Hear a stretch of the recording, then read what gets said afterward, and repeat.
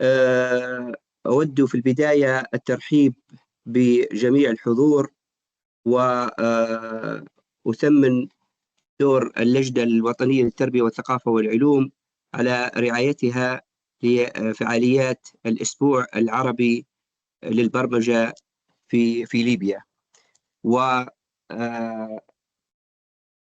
وسيكون معنا في إدارة الجلسة المسائية لليوم الثالث على التوالي الأستاذة فوزية الهادي المازوزي، مؤهل بكالوريوس فيزياء من عام 1993. عندها أكثر من 33 سنة خبرة في مجال تعليم الفيزياء، وهي معلم في البوابة الليبية للتعليم الإلكتروني، عضو جمعية التربويين الليبيين للتدريب والاستشارات التربوية، عضو جمعية إيلاف للتنمية والأعمال الخيرية في زديت، المدرب حساب ذهني، متحصل على جائزة ليبيا الدولية للإبداع والتميز الدورة الثامنة، متحصل على العديد من شهادات الشكر والتقدير من قبل مجلس بلدية زديت، مكتب دعم وتمكين المرأة بالجامعة الأسمرية، من مكتب التفتيش لحصولها على الامتياز في التدريس لسنوات متتالية من مدرسة الشيماء الثانوية لتفانيها في العمل. عند أستاذة فوزية اشتركت دورات، ولعل بصراحة ما شاء الله يعني ناشطة جدا في مجال التدريب. دورة مشاركة في المشروع أنا قادر لتقنية الأردوينو، معلم إلكتروني من البوابة الليبية للتعليم الإلكتروني، وعندها شهادة دولية لقيادة الحاسوب، منصة مداد القلم ومنصة إدراك. عند الأستاذة فوزية، نتشرف بإدارتك لهذه الجلسة السادسة من فعاليات إحياء الأسبوع العربي للبرمجة في ليبيا، فلتتفضل مشكورة بإدارتها. شكرا جزيلا دكتور أحمد.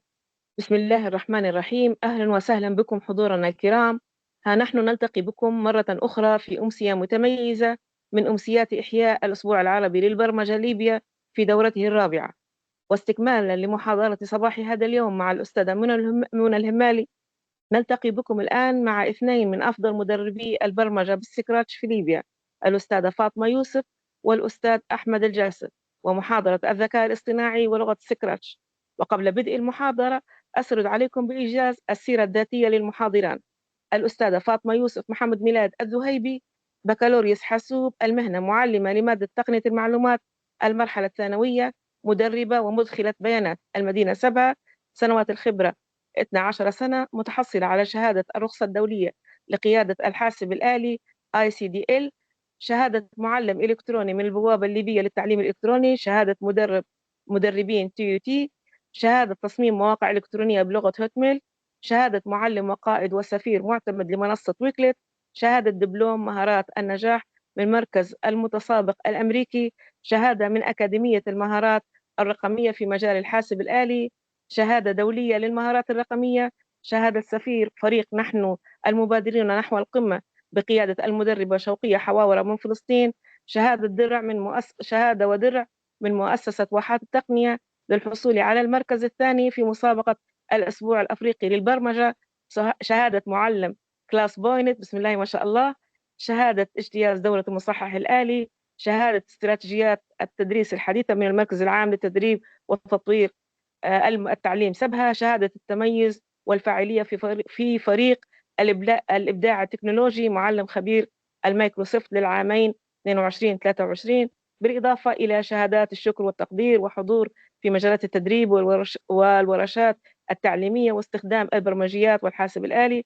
أستاذة فاطمة غنية عن التعريف، ونحن اللي دائما متابعين لها في مجال التدريب، بسم الله ما شاء الله. أستاذة فاطمة. الأستاذ أحمد الجاسر، معلم، المؤهلات التربوية بكالوريوس هندسة كيميائية جامعة النجم الساطع البريقة 2003، دبلوم متوسط تأهيل تربوي 2006. الدورات المتحصل عليها: دورة مبادئ الحاسب الآلي، دورة معلم الخبير المحترف من أكاديمية بريست الأمريكية، تنفيذ مؤسسة مداد القلم، دورة معلم إلكتروني من البوابة الليبية للتعليم الإلكتروني، دورة إعداد الاختبار الإلكتروني، دورة مهارات القرن 21، دورة إعداد مدربين من أكاديمية الشعاع للمعرفة، دورة معلم الخبير مايكروسوفت، دورة المصحح الآلي، دورة إعداد المحتوى الرقمي، دورة إعداد مدرب في منظمة المعرفة للثقافة والتعليم والعلوم. بسم الله ما شاء الله أستاذ أحمد، أنت قدوة لنا ولكل من يحاول أن ويسعى لتطوير نفسه. دورة تدريبية في مجال إعداد مدرب TOT مع أفلاطون، والعديد والعديد من الشهائد لو بنسردها إليكم حناخذ من وقت المحاضرة. أكيد أنا وأنتم بشوق لتعلم الجديد عن السكراتش. لنستمع الآن إلى الأستاذة فاطمة يوسف التي ستعرفنا عن المعاجم اللغوية والمنصات الإلكترونية، ثم تأخذنا في تطبيق عملي لتصميم درس عن معجم المرادفات. يليها الأستاذ أحمد الجاسر يأخذنا إلى خطوات إنشاء قصة بالذكاء الاصطناعي ببرمجة السكراتش. مشاهدة ممتعة ومشاركة فاعلة أتمناها لكم. ولنستمع قبل ذلك إلى توصيات الجلسة مع الواجب مراعاتها مع الأستاذة فاطمة ندار. السلام عليكم ورحمة الله وبركاته. وجب علينا قفل المايك. بإذن الله نبدأ الجلسة، بالتوفيق للجميع بإذن الله. أي حد عنده أي استفسار يقدر يرفع يديه. نضيف لك أستاذة فاطمة أن المايكات مغلقة عند الكل، لن تفتح إلا في حالة النقاش آخر الجلسة، وأن اللي عنده أي سؤال يقدر يكتبه في الشات، في اللجنة الفنية تقوم بصياغة الأسئلة وتعرضها عليك في آخر الجلسة بإذن الله.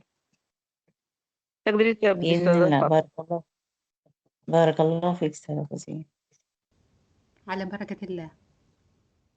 بسم الله الرحمن الرحيم، والصلاة والسلام على أشرف الخلق والمرسلين سيدنا محمد وعلى آله وصحبه أجمعين. مرحبا بكم في الأسبوع العربي للبرمجة بعنوان التطبيقات الذكية للغة العربية. في جلستنا هذه سنتعرف على تطبيقات ومنصات المعاجم الذكية. إعداد وتقديم فاطمة يوسف محمد.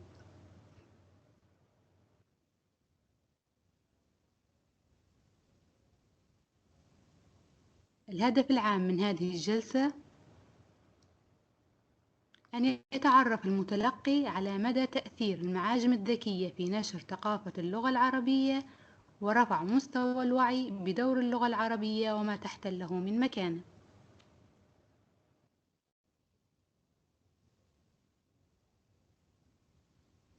حكمة اليوم. عن عمر بن الخطاب رضي الله عنه قال: تعلموا العربية فإنها تثبت العقل وتزيد في المروءة.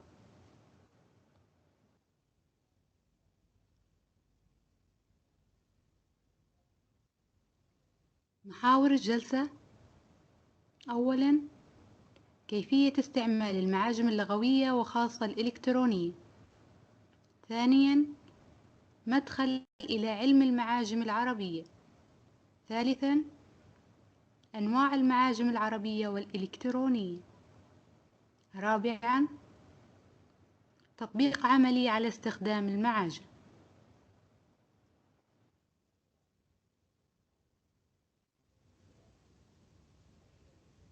نبدأ باستعمال المعاجم اللغوية والإلكترونية. استعمال المعاجم اللغوية الإلكترونية يساعد على تقوية الحصيلة اللغوية لدى الطلاب، فالمعاجم تحتوي على ثقافة أهل اللغة وتزخر بمفرداتهم وتراكيبهم العامة والخاصة. وتماشيا مع القفزة النوعية في عالم التكنولوجيا والتعليم، كان لابد لنا في عصرنا اليوم أن نعمل على استخدام هذه المعاجم الإلكترونية والتطبيقات الذكية في تعليم اللغة العربية لغير الناطقين بها، فهي تساعد في تعليم اللغة العربية للناطقين بغيرها. تتيح المعاجم البحث عن معاني المفردات، ويعرض خصائص كل معنى.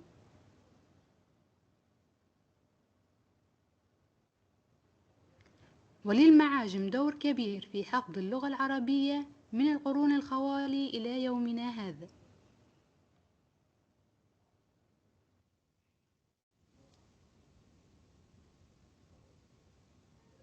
مدخل إلى علم المعاجم العربية. المعجم في اللغة مأخوذ من عين جيم ميم أي عجم، والعجم ضد العرب، ويقال العجم والعرب. والأعجمي هو الذي لا يفصح ولا يبين كلامه وإن كان عربي النسب.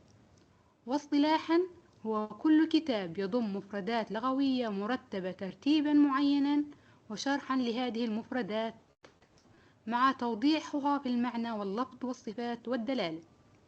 للمعاجم العربية قديما وحديثا دورا كبيرا في الحفاظ على الأصالة اللفظية للغة العربية، وهي أداة للحفاظ على التراث الإنساني ولغته عبر العصور. والأعجم كل كلام ليس بلغة عربية، والعجماء كل صلاة لا يقرأ فيها، والمعجم حروف الهجاء المقطعة لأنها أعجمية، وتعجيم الكتاب تنقيطه حتى تستبين عجمته وتتضح.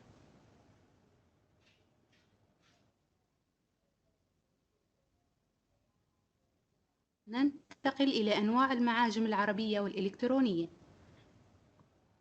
تعددت المعاجم العربية في تراثنا وتنوعت تبعا لاختلاف وظائفها وطرق ترتيبها وتهذيبها، فجاءت على عدة أقسام، منها أولا معاجم المعاني، وتشمل موضوعات معينة كأسماء السيف وصفاته، وأسماء الخيل وأصواتها وألوانها، وتلجأ إليها عندما يستعصى عليك لفظ ويوافق معنى يدور في خاطرك، فكان أشهرها فقه اللغة وسر العربية للثعالبي، والغريب المصنف لأبي عبيد القاسم الهروي. ثانيا معاجم الألفاظ، والتي تجمع الألفاظ حسب ترتيب معين وليست كسابقتها، وأول من بدأ بكتابتها الخليل بن أحمد الفراهيدي في كتابه العين، المتسلسل على حسب الأصوات العربية ومخارج الحروف، ككتاب الصحاح للجوهري، ومنها الذي رتبت مواده ترتيبا ألفبائيا على حسب حروف المعجم، ككتاب أساس البلاغة للزمخشري. ثالثا المعاجم الإلكترونية التطبيقية التي تسهل علينا طرق البحث، وهي صفحات الويب والمواقع الإلكترونية التي تعد الأكثر استخداما في أيامنا هذه، مثل قاموس ترجمة جوجل وقاموس المعاني، وأيضا بالنسبة للمنصات منصة سوار. أيضا التطبيقات الخاصة بالمتاجر الإلكترونية جوجل بلاي وآب ستور، ومنها قاموس ترجمة جوجل وقاموس المعاني الشهير.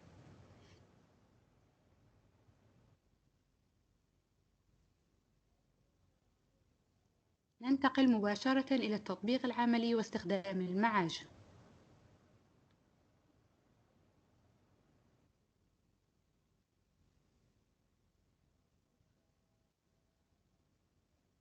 من ضمن المعاجم الإلكترونية منصة سوار للمعاجم اللغوية، وهي إحدى مبادرات الملك سلمان العالمي للغة العربية، التي تركز رسالته على خدمة اللغة العربية وتعزز إسهامها الحضاري والعلمي الثقافي، وهي منصة رقمية تهدف إلى حوسبة الصناعة العجمية، وتتيح للمستفيد البحث في جميع المعاجم المنشورة فيها والتي تدعم نشر المعاجم فيه. هذه هي المنصة غنية جدا وزاخرة بعدة معاجم، وقريبا سيتم إطلاق تطبيق سوار لاستعراض المعاجم والبحث فيها على جوجل بلاي وآب ستور. نتجول قليلا في هذه المنصة الرائعة التي تحتوي على عدة معاجم للبحث فيها عن كلمات معينة. فرضا نختار المعاجم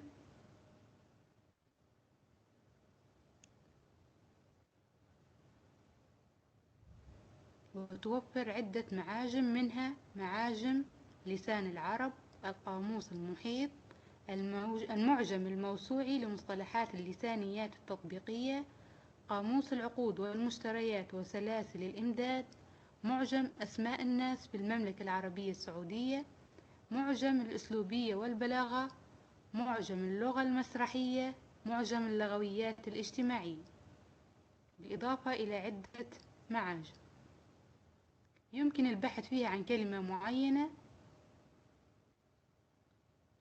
نضغط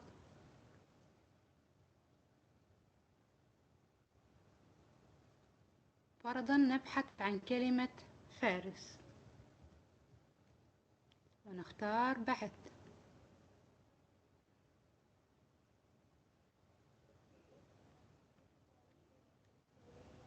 يظهر هنا عندي كلمة فارس والمعنى لها أي البطل المقدام. نحويا فارس على اسم وزن فاعل، والجذور أو الجذر الأساسي للكلمة فرس.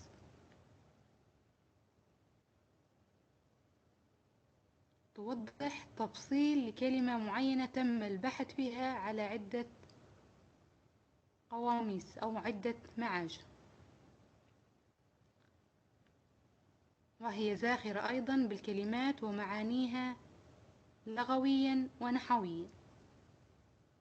وأيضا تعرفنا على منصة المعاني، عبارة عن منصة تحتوي على عدة معاجم يمكن فيها البحث عن كلمة معينة. فرضا نكتب كلمة أصيل. أستاذة فاطمة، بحث عن فقط المعاني المعلومة أن في منصة المعاني يظهر عندي تعريف ومعنى أصيل في معجم المعاني الجامع معجم العربي. أصيل اسم فاعل من أصل، وهو الجمع أصول أصائل وأصل وأصلاء وأصلان. كما تلاحظون تفصيل عام عن كلمة أصيل التي تم البحث عنها في معجم المعاني. نتعرف على معنى المعاجم وكيفية استخدامها على المواقع والمنصات الإلكترونية. ننتقل معا إلى التطبيق العملي واستخدام برمجة سكراتش لتصميم درس عن المعاجم.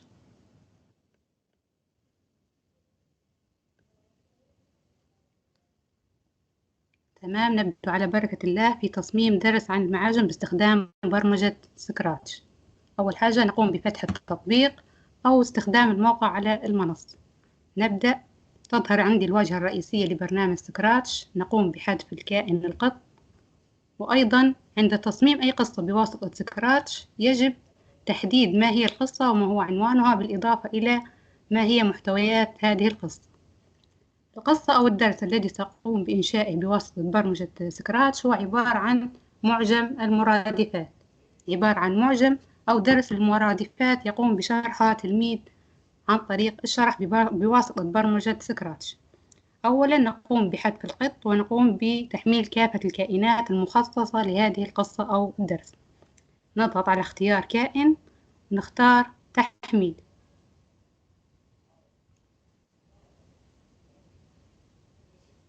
تظهر عندي الواجهة الرئيسية لتحميل الكائنات.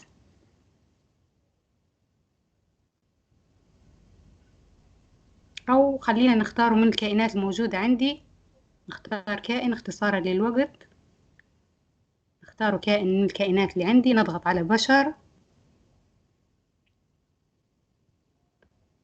ونختار كائن معين يكون يتناسب مع قصة وهو هذا الكائن. تمام، أقوم بإضافة الكائن. أول حاجة نقوم بعملية إنقاص الحجم الخاص به. حاليا هو عندي 100%، نخليه 80 باش يتناسب مع محتويات المنصة اللي هي بيظهر فيها الخلفيات والكائنات الأخرى. الحاجة الثانية نمشي إلى المظاهر الخاصة بالكائن، نشوف شنو هي المظاهر اللي بنخليها وشنو هي المظاهر اللي بنلغيها. هنا المظهر الثاني عبارة عن مظهر استفسار. هو مش حيستفسر لأنه بيكون الوحيد اللي يسرد في القصة، فنقوم بعملية حذف المظهر رقم 2 ويكون عندي 3 مظاهر للكائن الأول. تمام، هذه المرحلة الأولى. المرحلة الثانية نقوم بعملية اللي هي اختيار الخلفيات التي ستكون في القصة.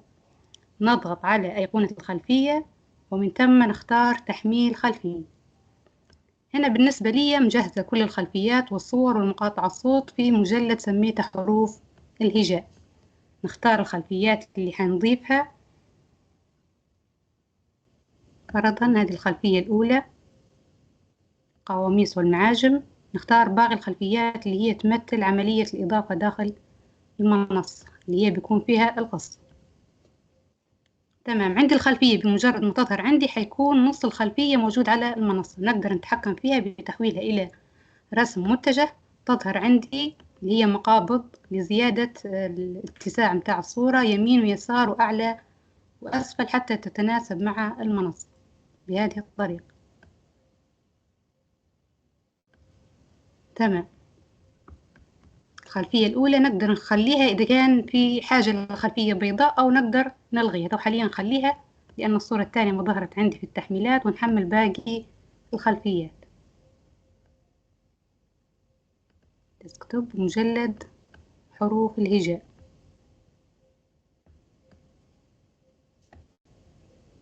تمام، نحمل باقي الخلفيات. واحد، نضغط على مفتاح كنترول لتحديد مجموعة خلفيات في نفس الوقت. نحدد الخلفية المطلوبة.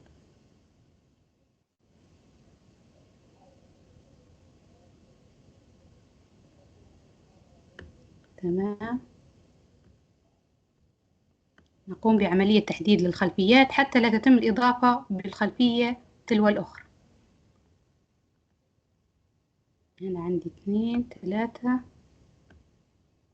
تمام، أوبن. يتم الآن استيراد الخلفيات. حتظهر عندي كلها مرتبة حسب الترتيب.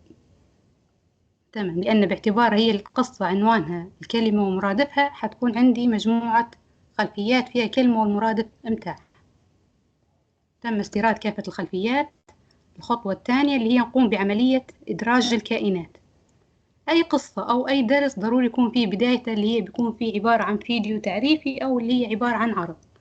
العرض متاعي هو كيف نقدر نضيفه فيديو داخل سكراتش ونشغلوه عن طريق الضغط على زر تشغيل الفيديو داخل السكراتش، يعني كيف نبرمجوا فيديو داخل السكراتش. طبعا عملية إضافة الفيديو تتم في برمجة سكراتش عن طريق اللي هي إضافة كائنات. الكائن الأول حيكون اللي هو زر التشغيل. الكائن الثاني حيكون اللي هو إضافة الزر الثاني اللي هو زر الإيقاف بالإضافة إلى الفيديو.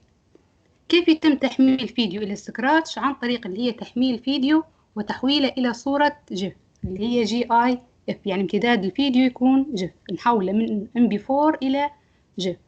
بعد ما يتم تحميله يتم إنقاص الحجم متاعه بحيث لا يتجاوز الفيديو إلى لا يتجاوز 30 ثانية. كيف يتم ذلك؟ عن طريق وضع في برنامج اللي هو ناخذ سكرينات للصور من الفيديو ونحولوهن إلى صور مدمجة، تحويلها إلى جيف باش يكون الحجم ملائم مع تطبيق سكراتش اللي هو 30 ثانية كحد أقصى. نجي نرسم كائن. تو حاليا الكائن الأول اخترت اختيار. نجي نرسم كائن. شنو هو الكائن اللي بنرسمه؟ زر التشغيل وزر الإيقاف. نختار اختيار كائن ونضغط على الفرشاة رسم. تمام، في الرسم نختار اللي هي السهم أو الخط هذا. نرسم النقطة الأولى. زر التشغيل اللي هو السهم معروف. نحدد زر التشغيل، ولاحظوا هو يظهر عندي في المنصة والشكل متاعه. في حال إني أخطأت في الكتابة نقدر ندير تراجع، نعاود رسم الشكل بالشكل السهم بالشكل المطلوب. تمام، نجي نرسم حاجة. تو الكائن الأول اللي هو الطفل اللي بيقوم بشرح الدرس. الكائن الثاني عبارة عن زر التشغيل. الكائن الثالث بيكون زر الإيقاف. نجي نحرك السهم. نضغط على السهم ونحول الأيقونة هي نضغط عليها باش تكون نقدر نتحكم فيها ونحركها ونسحبها إلى موضع معين. يتم نقلها لسحبها في موضع معين داخل المنصة. لاحظوا الاتجاه متاعها نزلتها إلى الأسفل. نقدر نميزها عن باقي الخلفية البيضاء بوضع تعبئة عن طريق التعبئة نختار لون معين. يتم تعبئة زر التشغيل. نديروه سماوي شوية. تمام. تو حاليا أصبح عندي زر يسمى أو كائن يسمى زر التشغيل. نزله للأسفل.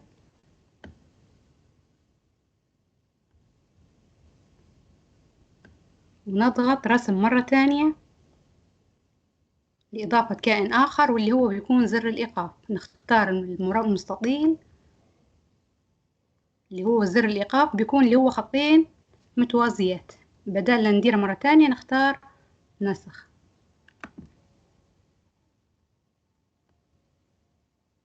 نحدد الكائن نختار له نسخ. تحديد نختار نسخ باش يطلع عندي في نفس المستوى الثاني. نسخ لصق. تمام. باش يكون نفس المستوى.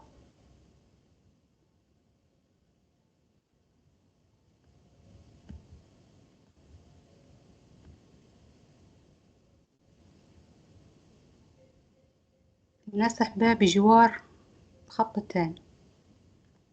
تمام. هيك أصبح عندي زر اللي هو زر الإيقاف. نجي نحدد الزر وننزله بجوار زر الإيقاف التشغيل عفوا. نقدر نتحكم في الحجم متاعه عن طريق اللي هي الضغط على مقاس الحجم ونسحبه للأسفل. تمام. يكون موازي لزر التشغيل.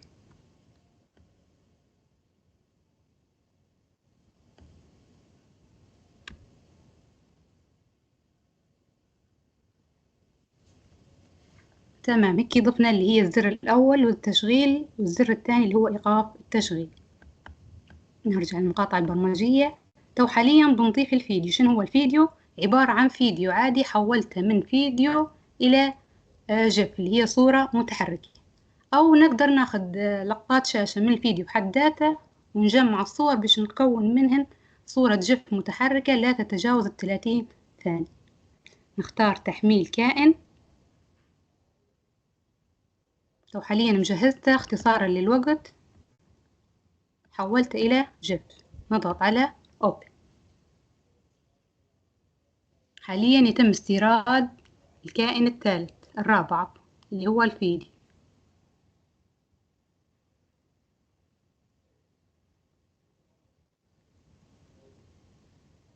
تمام. تم تحميل الفيديو ظاهر أمامنا على الشاشة. نقدر نغير الحجم متاعه باش يتلائم عن طريق الضغط على الحجم ونختار 150 فرضا. 150 باش يكون متلائم مع المنصة الخاصة ببرمجة السكراتش. تمام. نحدد الكائن الثاني. تو حاليا في بداية التشغيل حيظهر عندي الفيديو هو اللي هي بتكون عبارة عن بداية الدرس اللي هي عبارة عن أنشودة خاصة بالحروف.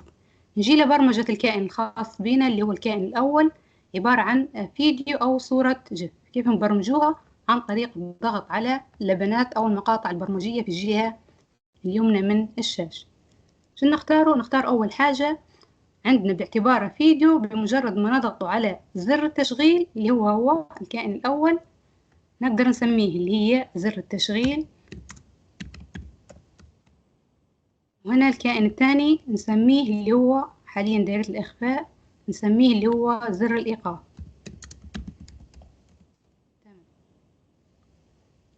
نجي للبرمجة. نختار من التحكم الأحداث عفوا عند النقر على هذا الكائن شنو هو الكائن، أو عند النقر على أتلقى عفوا. حاليا بنضغط على تشغيل. نقول عند النقر على عندما أتلقى عفوا كلمة أشتغل شنو هي الرسالة اللي عندي. نحدد المربع ونكتب له اللي هي شغل أو اشتغل. تمام. لاحظوا تغيرت الكلمة إلى اشتغل. شنو بيدير؟ يبدأ الصوت اللي هو شنو هو الصوت اللي هو صوت الفيديو اللي حولته إلى جيف. نختار الأصوات. نحذف الصوت الافتراضي اللي عندي ونحمل الصوت الخاص بالفيديو عن طريق الضغط على تحميل فيديو صوت عفوا. البداية عفوا أنشودة حروف الهجاء. تمام. هذا الصوت عندي. نضغط على المقاطع البرمجية نختار من لبنات الصوت ابدأ الصوت. عندنا لبنتين، اللي هي واحدة لشغل الصوت والتانية لابدأ الصوت. شغل الصوت وانتظر انتهائه، هذه تقعد لعند ينتهي الصوت بعدين يبدأ في المقطع اللي يليه. لكن ابدأ الصوت بمجرد ما نضغط على اللي هي زر التشغيل حيبدأ عندي صوت مباشرة، ونختار اللي هي لبنة ابدأ الصوت. شنو هو الصوت؟ طلع عندي هنا اللي هو أنشودة الحروف. تمام. تو حاليا بنكرر المقطع والصور عبارة عن جف نبيها تتكرر تباعا. نختار اللي هي لبنة تحكم، كرر باستمرار، كرر باستمرار، باش الجف اللي هي الصورة كل ما تنتهي تجي اللي بعدها تلقائيا تتكرر أكتر من مرة، اللي هي نبيها كرر باستمرار. تو حاليا نمشي لمتغيراتي، نبي نضيف اللي هي أيقونة خاصة بشدة الصوت عندي هنا داخل المنصة، يعني نقدر نتحكم في زيادة الصوت أو نقصانه. نمشي للمتغيرات، إنشاء متغير ونسميه اللي هو شدة الصوت. تمام. نضغط على موافق. ظهر عندي هو داخل المنصة الجهة اليسرى عفوا اللي هو شدة الصوت. تمام. نبدأ في البرمجة. اجعل في الصوت طبعا باعتباره صوت، اجعل شدة الصوت مساوية إلى اجعل شدة الصوت تساوي 100%. تو احنا ما نبوها 100%، نبو المتغير اللي هو الخاص بينا اللي سميناه شدة الصوت، هو نضغط عليه ونسحبه داخل اللبنة اللي هي بيكون بدال رقم 100%. اجعل شدة الصوت مساوية إلى اجعل شدة الصوت مساوية إلى شدة الصوت، يعني نتحكم فيه يا إما نزيد أو ننقص. الحاجة الثانية، صورة الجف عندها مجموعة مظاهر، لو نضغطوا عليها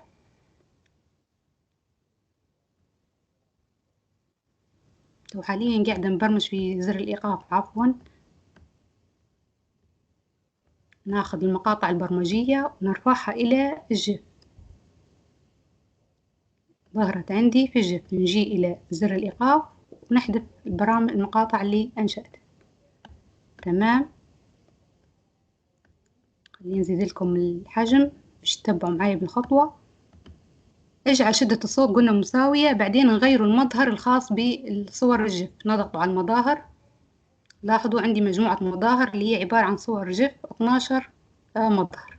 نضغط على المظاهر ونختار غير إلى المظهر التالي.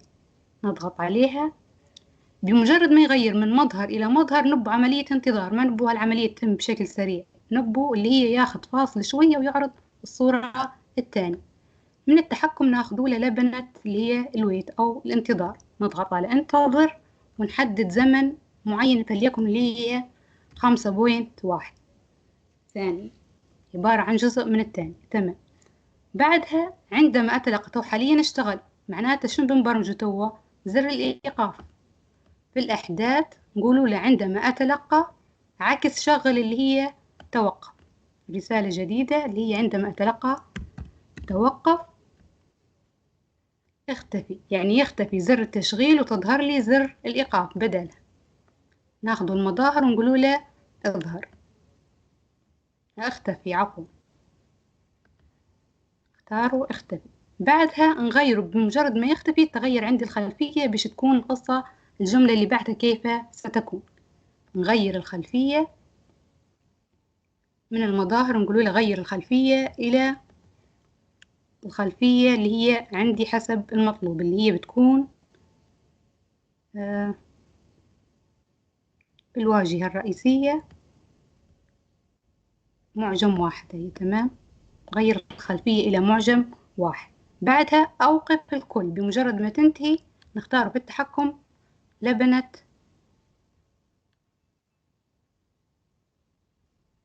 أوقف الكل. هي أوقف الكل. تمام. هيك قمنا ببرمجة الفيديو. تو حاليا مازالت لنا حاجة بسيطة اللي هي زر الإيقاف وزر التشغيل. نمشي أول حاجة زر التشغيل، وما بنعود البرمجة ننسخوها من هنا إلى الزر الثاني. تمام. زر التشغيل شنو بتكون البرمجة متاعها؟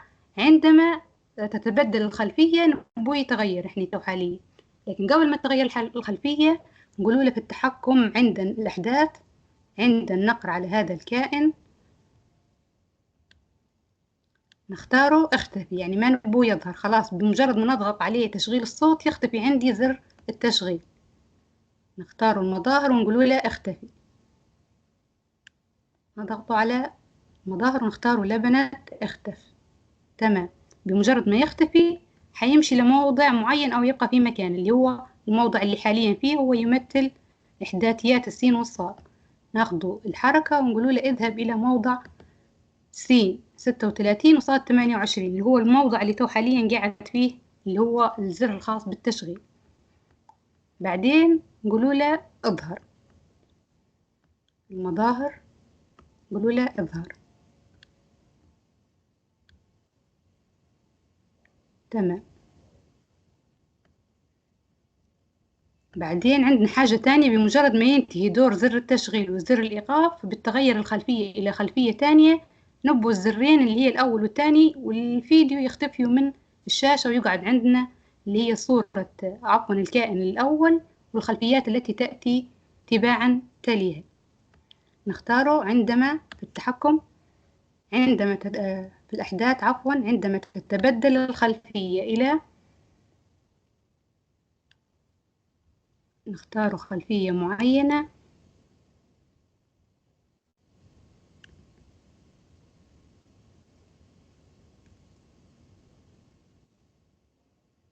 هذه نخلوها هنا، بالنسبة للفيديو نخلوها خلفية بيضاء أفضل عندما تكون الخلفية اللي هي رقم 1، الخلفية البيضاء.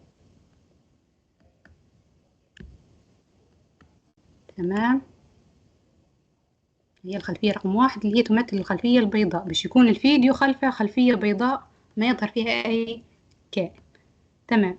هيك قمنا ببرمجة عفوا زر التشغيل، ناقصنا اللي هي الاختفاء عندما تتبدل الخلفية إلى معجم واحد. نختار المظاهر نقول له اختفي. بمجرد ما تغير الخلفية الزر هذا ما نبغى يكون ظاهر على الشاشة على المنصة عفوا. تمام. نجي ننسخ الكائنات نفسها، نسحب ونحطها في زر الإيقاف، نسحب ونحطها في زر الإيقاف باش ما نعاود البرمجة مجددا، غير اللي عندي هنا نحدد الموضع متاع زر الإيقاف وليس موضع زر التشغيل.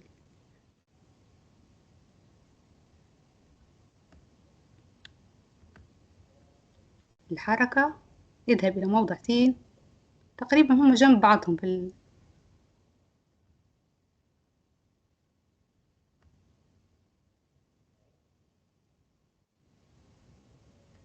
تمام. عندما أنقر على هذا الكائن هنا ضروري يختفي عندي اللي هو زر الإيقاف، لكن قبل الموضع خلينا نديروا له اللي عملية بث رسالة توقف، يبثها لمن؟ يبثها لزر التشغيل. نضغط على التحكم،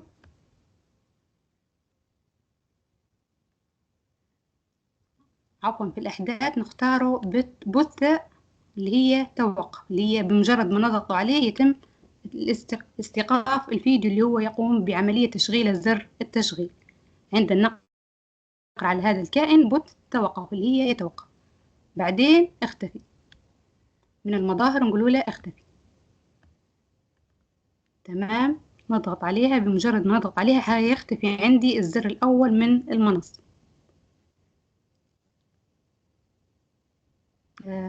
هنا في الخلفية بتبدل فقط حاجة، خلينا نقولوا له عندما أتلقى اللي هي اشتغل، اللي هي عكس الإيقاف.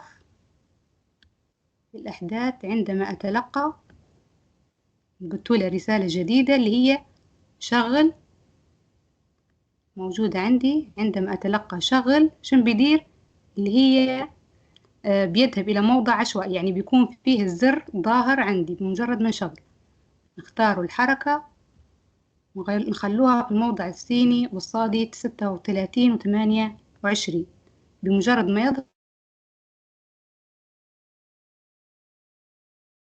نضغط على المظاهر ونقول تمام. تو حاليا ناقصني اللي هو الصوت، الصوت اللي هي ابدأ الصوت، اجعل شدة الصوت مساوية. خلينا نبدأ في عملية التجريب تو حاليا، لكن لاحظوا ضروري ندير صوت للكائن الثالث باش على الأقل لما نغير أوقف الكل نشوفوا شن بتكون ردة فعل زر الإيقاف. الكائن هو شن البرمجة اللي بتكون خاصة به. أول حاجة عند النقر شن بيدير؟ يختفي، لأن احنا بنشغل الفيديو قبل لا يبدأ الدرس. عند النقر في المظاهر نقولوا له اختفي. تمام. بمجرد ما يبدأ المقطع الفيديو حيختفي عندي اللي هو الكائن ديب. تمام. بعد ما يختفي شن بنديروا له؟ عملية الإظهار أمتى تكون؟ عندما أتلقى اللي هي توقف، أو اللي هي عندما أتلقى اشتغل. طب حاليا خليني نجرب كيف بيكون ظاهر عندي التطبيق. نضغط، خلينا ندير إخفاء، نضغط على إخفاء باش يختفي عندي الكائن الثاني، وندير إظهار لزر التوقف، زر التشغيل.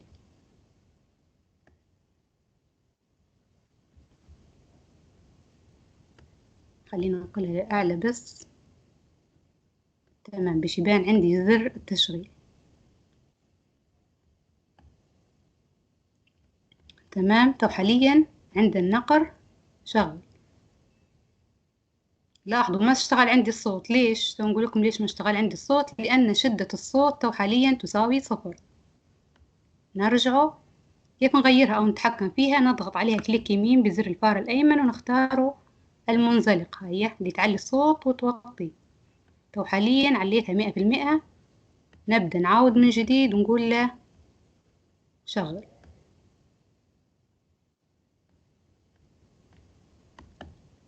تمام. زر التشغيل من ذات برمجة الكائنات.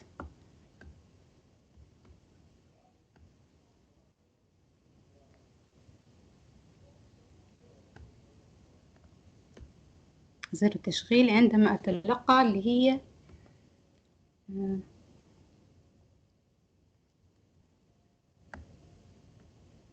عند النقر على هذا الكائن بت، مش أختفي، عفوا.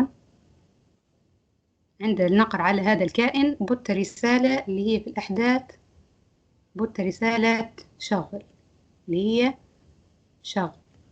بعدين اختفي لأن ضغطت عليه حيكون مختفي. بعدين نقولوا له تحرك إلى الموضع العشوائي اللي أنت قاعد فيه حاليا اللي هو سين 36 والصاد 28. بعدين بمجرد ما نضغط على زر الإيقاف حيظهر عندي زر التشغيل. من المظاهر نقولوا له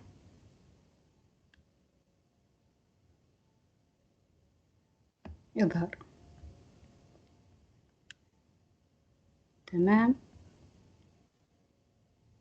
خلينا نشوف المقاطع البرمجية.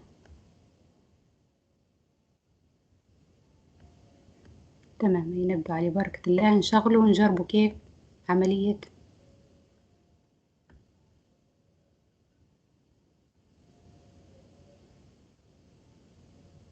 واضح الصوت؟ واضح ايه أستاذة واضح فاطمة. أستاذ.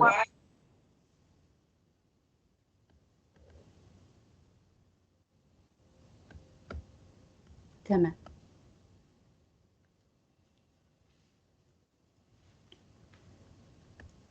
يبدأ الصوت اللي هي عندي حروف الهجاء، أصوات، تحميل صوت. الصوت مش ظاهر عندي مع إني حملته، لكن ما ظهر عندي صوت.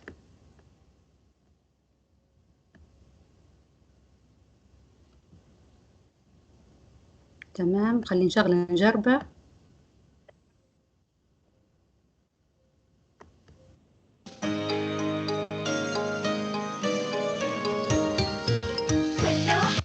تمام. حنبدو حاليا التطبيق. نمشي للمظاهر نرجع كل الأمور كيف ما كانت. على الواجهة الأولى زر الإيقاف، زر الإيقاف ندير له إظهار، الكائن هذا ندير له إخفاء، وقاعد مخفي عندي، ونبدأ نشغل.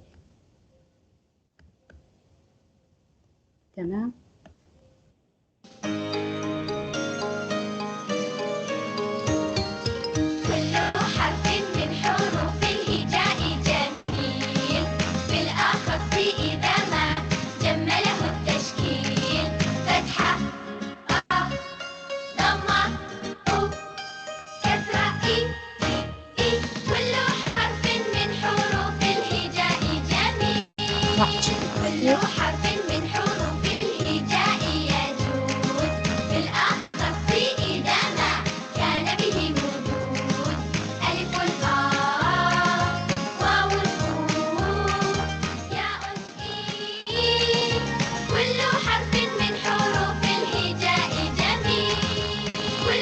تمام كويس. مشت عندي الخلفية، والصوت نقدر نتحكم فيه عن طريق شدة الصوت اللي هي لزيادة الصوت أو إنقاصه. نكمل برمجة الكائن الثاني، هذا ما تبقى لي في هذه الورشة. نكمل اللي هي برمجة الكائن. الكائن شنو بيدير تو حاليا؟ بيعرض درس عن المرادفات. شنو هم المرادفات؟ الكلمة والمرادف ليه. بمجرد ما ضغطنا عند النقر اختفي، تو حاليا مختفي، ندير له إظهار ونحطه في مقدمة المنصة عن طريق الضغط عليه. حاليا هو حطيته في بداية المنصة. قلنا عند الضغط على الكائن في البداية حيختفي عندي وتظهر عندي اللي هي المقطع الفيديو. بمجرد ما يختفي حيكون فيه سرد للقصة اللي بيسردها طالب اللي هي عن درس المرادفات. تمام، نمشي للأحداث.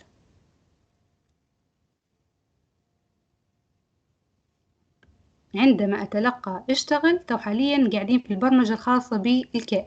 عندما تتبدل الخلفية، عندما تبدل الخلفية إلى الخلفية الثانية اللي هي شنو؟ معجم الحروف. يعني بعد ما ينتهي، لاحظوا هنا في البرمجة الأولى بمجرد ما تتلقى توقف، يعني أنا أضغط عليه إيقاف الفيديو، يختفي عندي زر الإيقاف، تظهر عندي الخلفية رقم 2 اللي هي معجم 1. بمجرد ما تظهر عندي الخلفية هي، حيظهر عندي من اللي هو الطالب اللي حيلقي الدرس. نقول له اظهر من المظاهر، اختاروا لبنة الإظهار اللي هي أظهر. بعد يظهر بيغير المظهر متاعه إلى المظهر الثاني. نقولوا له غير المظهر التالي. عندنا اللبنتين اللي هي خاصة بالمظهر التالي، أو نحدد المظهر اللي نبيه. تو المظهر اللي نبيه اللي هو شخص يتكلم حيكون هنا اللي هي عنوانه دي. غير المظهر إلى المظهر رقم دي. تمام. بعدين حيتكلم تو أكيد بيكون عنده صوت كالعادة. نحذف الصوت الافتراضي ونحمل صوت البداية اللي بيبدأ بيها اللي هي عن الدروس. نضغط عليها ونختار Open. نجرب الصوت. السلام عليكم. تمام. نمشي إلى الأصوات ونقول له شغل لي الصوت وانتظر انتهاء، عكس اللي كان في الفيديو اللي قلنا له ابدأ الصوت وليس شغل الصوت. خلينا نمشي نبرمجه من جديد، نبدأ نشغلون نشوفوا هل يتكلم بعد تغير الخلفية أم لا.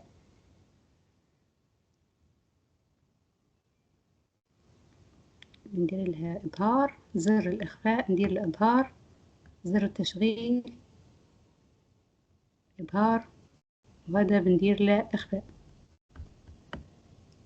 تمام.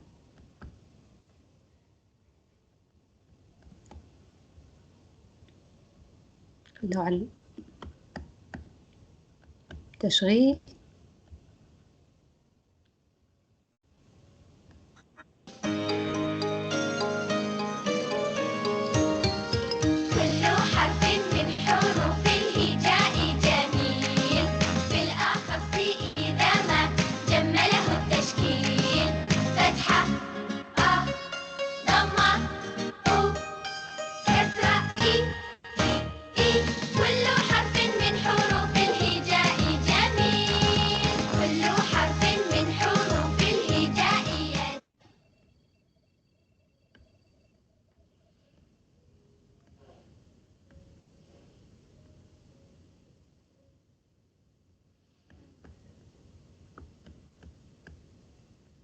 تمام.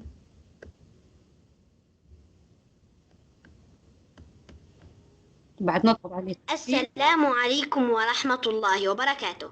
سندرس اليوم بإذن الله معجم المرادفات، فلنتوكل على الله ولنقل بسم الله. اللهم لا سهل إلا ما جعلته سهلا، وأنت تجعل الحزن إذا شئت سهلا. تمام، مشت العملية بشكل جيد. تو حاليا بمجرد ما نضيف، لاحظوا في الفيديو آخر حاجة قلت له عندما تتغير الخلفية إلى معجم واحد أوقف الكل. تو أي برمجة نديرها للكائن هذا مش هتظهر عندي. ليش؟ لأني قلت له أوقف الكل، يعني بيوقف عند آخر برمجة قمت بيها اللي هي تسجل الصوت البداية وانتظر انتهاء. خلينا نضيف خلفية صوت تاني نشوفوا هل يشتغل عندي أو لا. بعد قمنا بعملية تشغيل الصوت الأول اللي هو خاص بالبداية، نشغل صوت تاني نشوفوه يشتغل أو لا. نختاروا المظاهر مش بيتكلم اللي هو نقوله له غير المظهر إلى المظهر A. مظهر A. تمام، حاليا اللي هو قاعد عليه. بعدين بنقوله له بمجرد ما يتغير المظهر هو حيتكلم عليه كلمة والمرادف الخاص به. غير المظهر ونقوله له شغل الصوت، غير الخلفية عفوا، غير الخلفية إلى الخلفية الثانية اللي هي بتكون فيها من الخلفيات اللي نزلتهم اللي هي كلمة ومرادفة.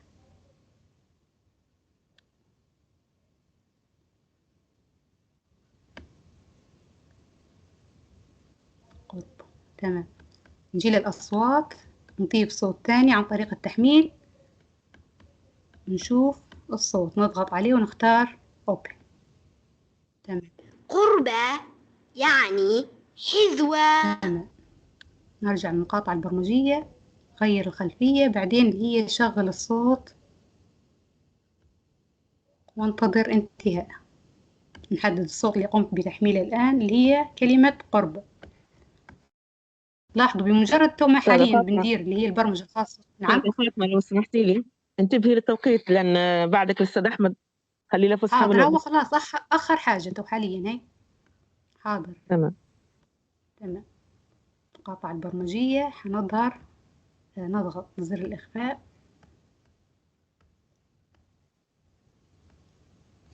ندير له إظهار، نرجع الخلفية.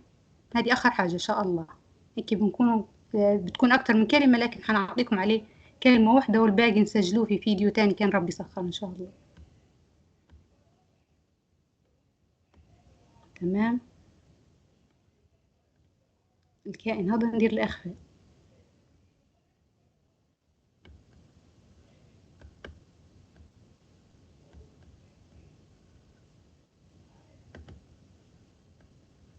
نرفع الفيديو شوية بس لفوق. تمام.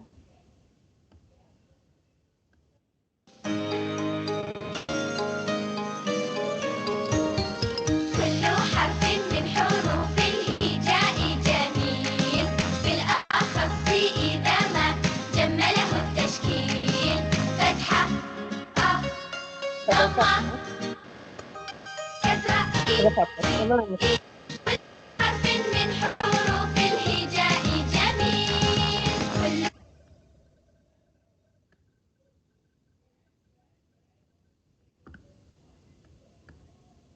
كل ما شاء الله أستاذة فاطمة. أي حاضر. يا ريت بدنا تختصري ننهي يعني بس. في. خلينا ننهي لك كيف إنه لما تمام. يكون الأوقف الكل مش حيتكلم صوت بس وننهي يا أستاذة.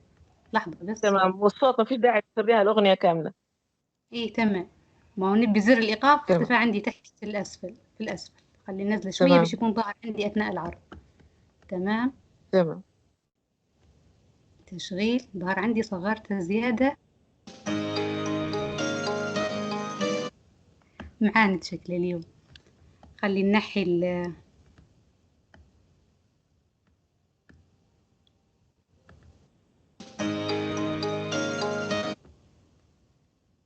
ظهر.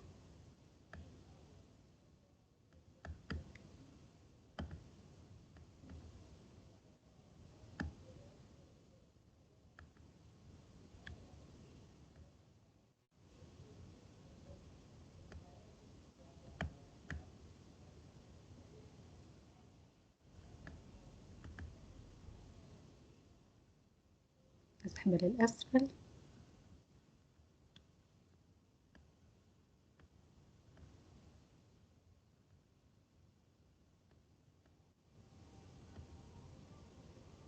تمام، هي توكي كويس.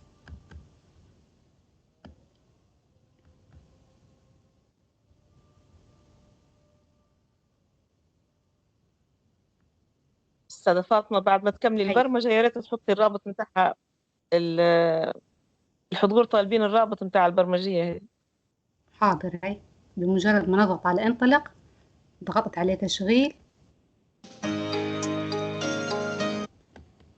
مش حنشغلها الصوت، حنظهر اللي هي زر الإيقاف بس. نظهر زر الإيقاف باش يظهر عندي داخل الشاشة، لأن صورة الجف عندها أكتر من مظهر. لاحظوا كل مظهر تو حاليا حجمه يختلف عن الثاني، بالنسبة للتعديل عدلت المظهر الأول بس، لذلك ظهر لي هنا بكامل الشاشة، وفي الخلفية الأولى ظهر لي، لاحظوا هنا اللي هي ظهر عندي صوت وزر الإيقاف.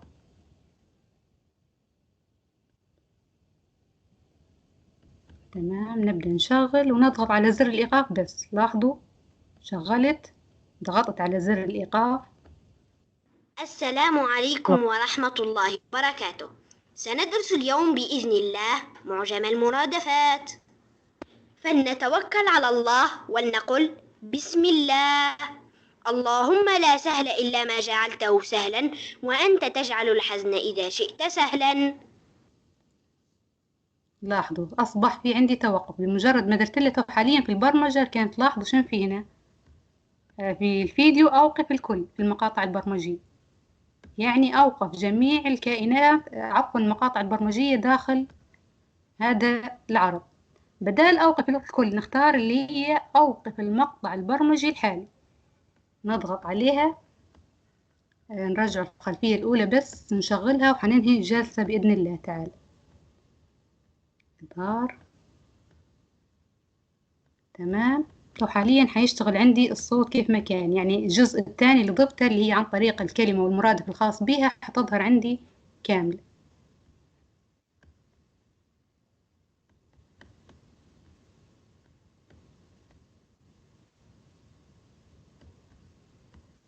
ندير له إظهار. تمام، على بركة الله. شغل. تو حنضغط زر الإيقاف. السلام عليكم ورحمة الله وبركاته.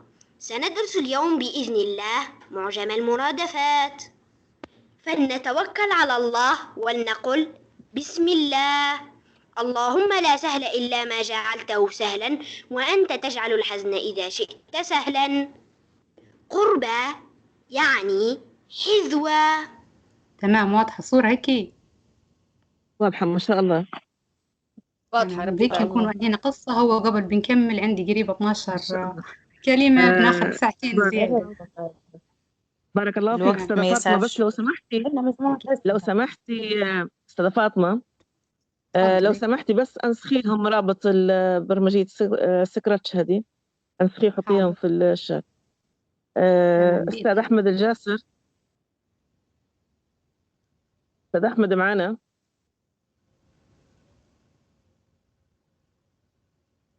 أستاذ نعم أحمد أنا أجهز لي باش تستلم العرض. إيه.